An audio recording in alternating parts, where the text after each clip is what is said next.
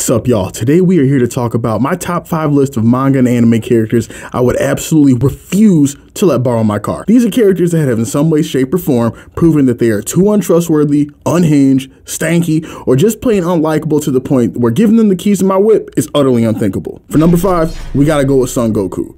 I've seen few creatures with as little respect for one's property as Son Goku. The amount of buildings and vehicles this man has destroyed has to easily amount at least the billions of zenny. DBZ was actually kind enough to give us a taste of what Kakarot behind the wheel would look like in that filler episode where he and the homie Piccolo try to get their licenses, and needless to say, my point's vindicated. And the worst part of the whole thing is that this man completely destroys my whip and he wouldn't give a single solitary damn about it. This fella has no understanding of the significance of personal property and the amount of rage I would feel after Goku shows up my front door, throws my keys at me, and hits me with that, you know, the anime character arm behind the head, eyes closed, head scratchy thing, and tells me he left my car in a ravine somewhere after he got sidetracked thinking about what he wants Chi-Chi to cook him for dinner. Nah, I'm good on that. My blood pressure is actually rising just thinking about it. Number 4, we got Revvy from Black Lagoon. Revvy is a textbook definition of she's a solid 10, but she's nuttier than squirrel shit. Revvy is an absolute baddie. This cannot be denied, but you would have to be playing with half a deck to let this woman borrow your car. Yeah, she's definitely the type to tell you that she needs to borrow your vehicle to go to Taco Bell real quick. Then she brings it back and your whip is covered in blood splatters, bullet holes, and used condoms. This woman does not care about your property or your feelings. I'll be damned if I hand her the keys to my car, knowing full well she's got the impulse control of an NBA youngboy coming off a couple perk 30s and is passively suicidal at all times.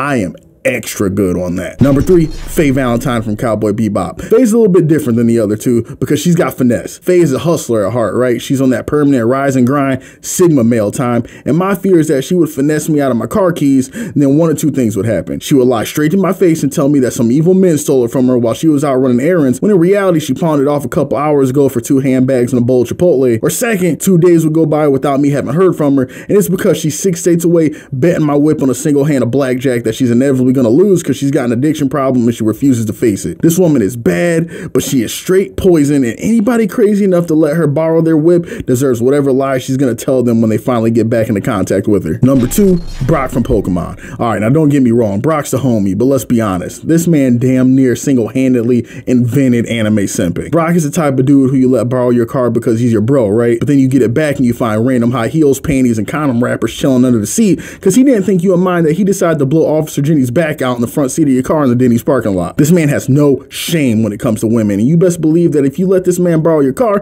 the leather finish is going to be ruined and it'll be returned to you smelling crazy. Brock seems like a chill dude, but until he gets it together and proves that he's learned to function around females, nah, he's not getting the keys to the whip, period. Number 1, Light Yagami. Light Yagami is toxicity incarnate. This man is a compulsive liar with a god complex, and out of everyone on this list, he is the one that I would be most afraid to get behind the wheel of my car.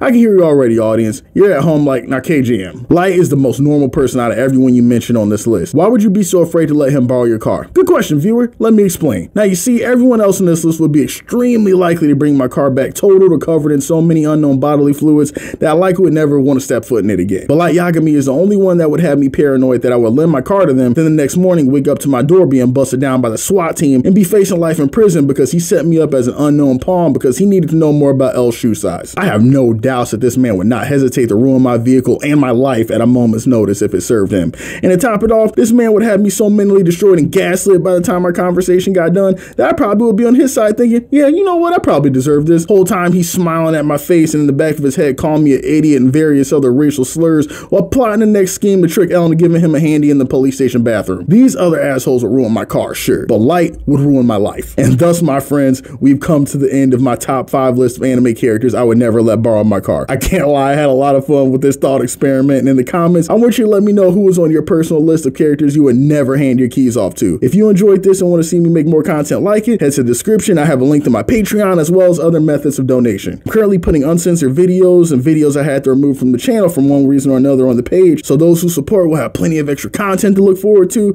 as well as my eternal thanks for their support for the things I make. Be well, everyone. Thanks for watching, and I'll talk to you again in the next video.